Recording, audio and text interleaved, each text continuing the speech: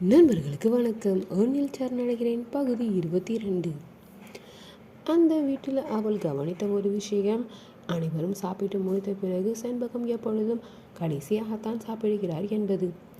அதனாலேயே சாப்பிடுகிறாயா என்று இவளை விசாரித்த போது, வேணாமா, நீங்கள் சாப்பிடும்போது சேர்ந்து சாப்பிட்டுக்கிறேன் என்று அவள் கூற, அவருக்கும் ஒரு துணை கிடைத்த மகிழ்ச்சியில் பூரித்தாலும், அப்படி ஒன்று காத்திருக்க வேணாம், ஃபஸ்ட்டு தானே சாப்பிடு என்று கூற, அதெல்லாம் எனக்கு பசிக்கலை, 2 பேருமே சேர்ந்து சாப்பிடலாம் என்று புன்னகை முகமாக கூறிவிட்டு நகர்ந்தாள். தனக்காய் ஒதுக்கப்பட்ட அறையில் வந்தவளுக்கு தன் வாழ்க்கை எதை நோக்கி செல்கிறது என்று நினைத்து தனக்குள்ளே சிரித்து கொண்டாள். மகேஷ் குழுமத்தார் தன் வாழ்க்கையில் எப்படி புதிதாய் வந்து இடம் பெற்றார்களோ அதுபோலவே இந்த குடும்பத்தின் அன்பும் அரவணைப்பும். மகேஷ் அவர் நண்பர்கள் கூட்டத்திலிருந்து விலகி ஓடி வந்தது போல இங்கிருந்தும் இடையில் ஓடும் நிலை வந்துவிட்டால் என்ன செய்வது? அப்படின்னா நமக்கு நிரந்தரமான அன்பு வாழ்க்கை முழுவதும் கிடைக்காமலே போய்விடுமா என்று எண்ணும் போதே ஆதவின் முகம் மனக்கண்ணில் வந்து நின்றது. அவருடைய கை வளைவில் அன்பு வட்டத்தில் காலம் முழுவதும் அடிமையாக இருக்க ஆசைப்பட்டு இருந்தாலே அனைத்தும் வீண் கனவாகவே போனதே. அவரும் தர தயாராகத்தான் இருந்தார், அங்கீகாரம் இல்லாமல் மறைமுக வாழ்க்கையை. அப்படி வாழ்வதற்கு இப்படி யாரும் இல்லாத நாடோடி வாழ்க்கையே மேல் என்று தோன்றியது. அங்கு ஆதவ் என்றால் இங்கு கதிரவன் என்று நினைத்த உடனே சின்ன திடுக்கிடுடன் நடப்பிற்கு வந்தாள். உருவ ஒற்றுமை ஒன்றாக இருந்தால் மனம் யாரை வேண்டுமானாலும் நாடுமா? சீச்சே, அவருடைய எண்ணம் தப்போ சரியோ எதுவாயினும் தன் மனதில் முதலில் இடம் பிடித்தது ஆதவே. முதல் எண்ணம் முதல் என்றும் நிலைத்து இருப்பது ஆதவ் மட்டுமே, அதில் மாற்று கருத்து இல்லை. அந்த 4 மாத நேசம் போதும் அதை நினைத்தபடி வாழ்வை கடக்க. அவர் கண்ணை விட்டு சிறிது காலம் மறைந்து இருந்தால் போதும், தன்னை மறந்து விடுவார் என்று நிம்மதியாய் நினைக்க முயன்று மறந்துடுவாரா என்று வாடவே செய்தாள். தன் போக்கில் சுழன்றவளுக்கு இப்பொழுது தன் அன்னையின் நினைவு வந்தது. உடனே தன் பையை திறந்து செல்லை எடுத்தவள் அதை உயிர்ப்பிக்க அடுத்த சில நொடிகளிலேயே தவறிய அழைப்புகளாக ஆதவிடமிருந்து 100 தொட்டு இருந்தது அழைப்புகள். அதை பார்க்கவும் பெருமூச்சு ஒன்று விட்டாள். அவன் பெயரை விரல்களால் தடவி பார்த்துவிட்டு அமைதியானாள். பின் அன்னையின் எண்ணிற்கு அழைக்க எடுத்த உடனே, என்னடா தங்கம், நல்லா இருக்கியா என்றார் கனிவோடு. இருக்க மாதா, நீங்கள்? எனக்கு என்னடா, எப்பவும் போல இருக்கேன். நல்லா சுற்றி பார்த்தியா? குளிர் ஒத்துக்கிட்டா? சாப்பிட்டியா என அடுத்தடுத்து அக்கறையான விசாரிப்புகள் வர இதழ் வெறித்து சிரித்து கொண்டாள். இனிமே தான் சாப்பிடணும், அதுக்குள்ளே பேசிடலான்னு வந்தேன். சரிடா தங்கம், போய் சாப்பிடு, பத்திரமா இரு, எதுவாக இருந்தாலும் கால் பண்ணணும், சரியா என்றவர் மேலும் சில விசாரணைகளை அவரிடம் சேர்ந்து விட்டு வைத்து விட்டார்.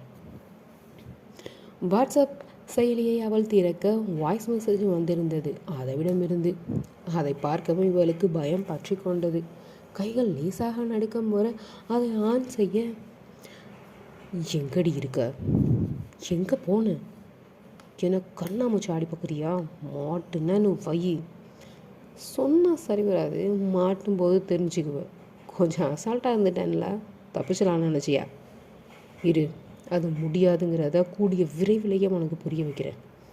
புல்ல பூச்சி மாதிரி இருந்துட்டு பெரிய வேலைலாம் பார்த்துட்டேன். இருடி, எல்லாத்துக்கும் சேர்த்து தரேன். எந்த பின் விளைவும் வேணான்னு நினச்சேன்னு வை, எப்படி யாருக்கும் தெரியாமல் போனியோ அதே மாதிரி வந்து சேரு, நேரடியாக என் வீட்டுக்கு. வார்த்தைகளை பற்களுக்கிடையே கடுத்து குதறியிருந்தான் அவள்.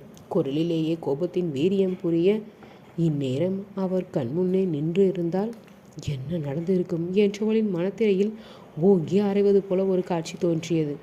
நெஞ்சில் கை வைத்து பதறியவள், இது மட்டும் நேரில் நடந்திருந்ததுன்னா உடற்பயிற்சி செய்து முறுக்கேறி இருக்குமா? அவர் புஜங்களை நினைத்தவள், கண்டிப்பாக காது ஜவு கிழிந்திருக்கும், 4 பல்லு கொட்டியிருக்கணும், கண்கள் இருட்டி பூச்சி பறந்திருக்கும் என்று பீதியுடன் நினைத்து கொண்டாள். தப்பித்தவரை கண்ணில் பட்டன்னு வை, நீரஜா மாட்டுன்னு அன்னைக்கே அவனுக்கு சங்குதான் என்று நினைவு வர பதறியவள் உடனே ஃபோனை மறுபடியும் சுவிட்ச் ஆஃப் செய்து வைத்து விட்டார். அதே நேரம் அங்கே ஆதவ் இவள் இல்லாமல் நகரும் நாட்களை வெறி கொண்ட வேங்கை போல் உலாவிக் கொண்டு இருந்தான். என்னை மீறி போகிற அளவுக்கு துணிச்சிட்டில, இருக்கு உனக்கு என்று தன் வேலையில் எப்பொழுதும் கவனம் தவறாமல் இருப்பவன் எப்பொழுதோ தீவிரமானான். ஏதாவது ஒரு சிறு தவறு கண்ணில் பட்டால் கூட அடுத்தவர்களை துவம்சம் செய்தான் என்றுதான் கூற வேண்டும். வீட்டிற்கு சென்றாலோ அவள் இங்கு வந்து விடுவாள் என்ற நினைவில் இருந்தவனுக்கு அவள் ஏமாற்றத்தை தந்திருக்க இந்த தனிமை இப்பொழுது மிகவும் கொடூரமாக இருந்தது. தூக்கம் வரும் வரை பால்கனியை விட்டு நகருவதில்லை அவன். சோபாவை பார்த்தால் அவள் தன் நெஞ்சில் சாய்ந்திருக்கும் நினைவுகள், கடிலை பார்த்தால் அன்று மிக சோர்வாக தன்னோடு அமைதியாக படுத்திருந்தது வாட்டியது. தண்ணீர் கொடுக்க கூட சமையலறை செல்ல பயமாக இருந்தது. அவள் தனக்காக பார்த்து பார்த்து சமைத்தது நினைவில் வந்து கொன்றது. என் வீடு எங்கெங்கும் உன் ஞாபக சின்னங்கள். எவ்வளவு உண்மை அது! இதுவரை இந்த வீட்டில் சமைத்ததே இல்லை. மேகி செய்வதும் தேநீர் தயாரிப்பதும் சமையல் லிஸ்டில் இருந்தால் அதை சேர்த்து கொள்ளலாம். மற்றபடி வாய் ருசியாக மனமும் வயிறும் நிறைந்தது அன்று அவள் சமைத்ததுதான். அவள் நினைவுகள் அதிகரிக்க அதிகரிக்க அவள் மீது உண்டான கோபமும் அதிகரித்ததே தவிர குறையவில்லை. எப்படி அவளை மீண்டும் கொண்டு வருவது என்று புரியவில்லை அவனுக்கு. அனைவரிடமும் சுற்றுலா செல்வதாக கூறி சென்றிருக்கிறாள். இன்னும் 2 நாட்களில் அவள் வராது போகும்போது தான் அனைவருக்கும் உண்மை தெரிய வரும். அவளை எங்க தேடுவது?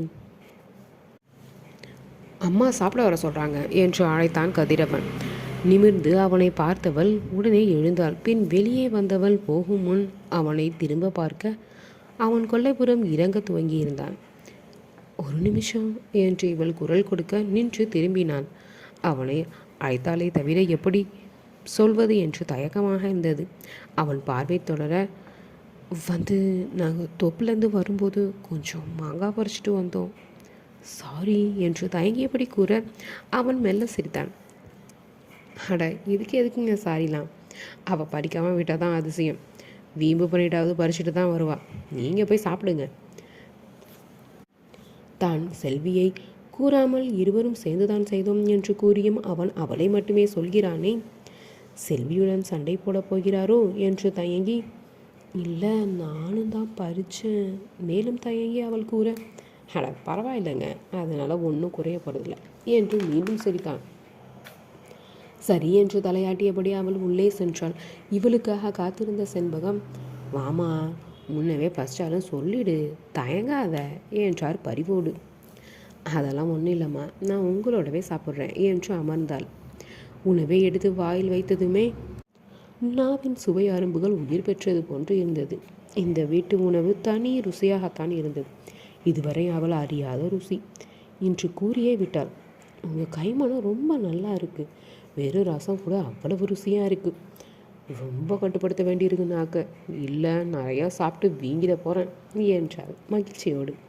அட, சாப்பிட்றத யாராவது அளவு வைப்பாங்களா? நல்லா பொண்ணு போ, வயிறு நிறைய சாப்பிட்டு வஞ்சனை இல்லாமல் வாழணும், அதை விட்டுட்டு சாப்பிட்றதுக்கெலாம் அளவு வைப்பாங்களா?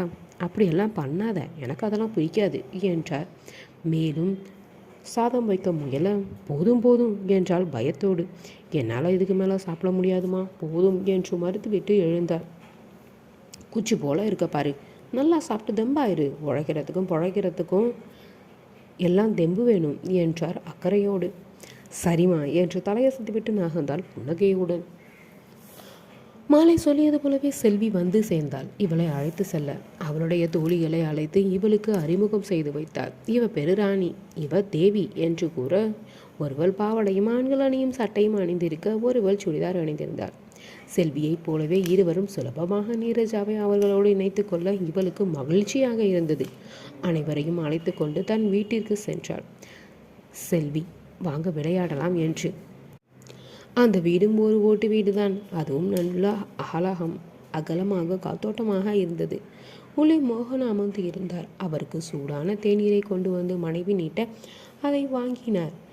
இந்த பெண்கள் கூட்டத்தை பார்த்து, என்ன எல்லோரும் கூட்டமாக இந்த பக்கம் என்றார். அது யாரு, புதுசாக தெரியுது என்று கண்களை சுருக்கி நீரஜாவை பார்த்து கேட்க, செல்வி பதில் கூறும் முன் தீபலட்சுமி முந்தி கொண்டு வந்தார். அதுதாங்க நம்ம அண்ணன் வீட்டுக்கு புதுசாக வந்திருக்குல்ல அந்த பொண்ணு என்று புன்னகை முகமாக கூற, இவள் பணக்கம் என்று கைகள் குவிக்க தலையை ஆட்டியவர், நல்லா இருமா என்றார். அம்மாம்மா, எங்களுக்கும் அப்படியே டீ போடுமா, தாகமாக இருக்குது என்று செல்வி கெஞ்சி கொண்டிருக்க, மற்ற பெண்கள் நீரஜாவை அழைத்து கொண்டு உள்புறமாக சென்று கொண்டிருந்தனர். போடுவாங்க, எங்களுக்கும் சேர்த்து நீ போட்டு கொடுக்கணும். இங்கே என்னென்னா உனக்கு நான் சேவை செய்ய வேண்டியிருக்கு. ஆமாம் ஆமாம், கோச்சுக்காதம்மா. நீரஜா புதுசாக வந்திருக்குல்ல, விருந்தோம்பல் நமக்கு முக்கியம் என்று அவள் மிரட்டல் குரலில் கூற, நீரஜாவோ தன் தலை உருளுகிறதே என்று பயந்து, ஐயோ எனக்கு ஒன்றும் வேணாம் என்று பதறியபடி கூற, ஏய் ராணி, நீ கூட்டிகிட்டு போடி உள்ள, நான் வரேன் சத்தமிட்டாள் செல்வி. ராணியும், அது அம்மா பொண்ணு பஞ்சாயத்து, நம்ம இடையில போகக்கூடாது, நமக்கு தேவை டீ தான், வாங்க என்று அழைத்து விட்டு செல்ல அவள் கூறிய விதத்தில் சிரிப்பு வந்தது. தன்னை தவறாக எண்ணுவார்களோ என்ற சிறு பயமும் தோற்றிக்கொண்டது.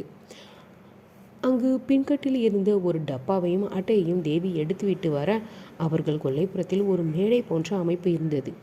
அதற்கு பின் புளிய மரத்து அடியில் ஒரு ஊஞ்சல் கூட சற்று தள்ளி கட்டி வைக்கப்பட்டிருந்தது. இவர்கள் சென்று அமர, அட்டையை நடுவில் வைத்து அந்த டப்பாவிலிருந்து தாயக்கட்டைகளும் உடைந்த வளையல்களும் வெளிவந்தன. இவள் அனைத்தையும் பார்த்தபடி அமர்ந்திருக்க, தேவி இவளிடம், உங்களுக்கு தாயம்மா விளையாட தெரியுமா என்று கேட்க, சிறு வயதில் என்றோ எப்பொழுதோ பார்த்த நினைவு வர, கொஞ்சம் தெரியும், கொஞ்ச நேரம் எங்களோடு சேர்ந்து ஆடுங்க, அப்புறம் நிறைய தெரியும் என்றாள் தேவி. இந்த கதை உங்களுக்கு பிடிச்சிருந்தா தொடர்ந்து கேட்டுட்டே இருங்க.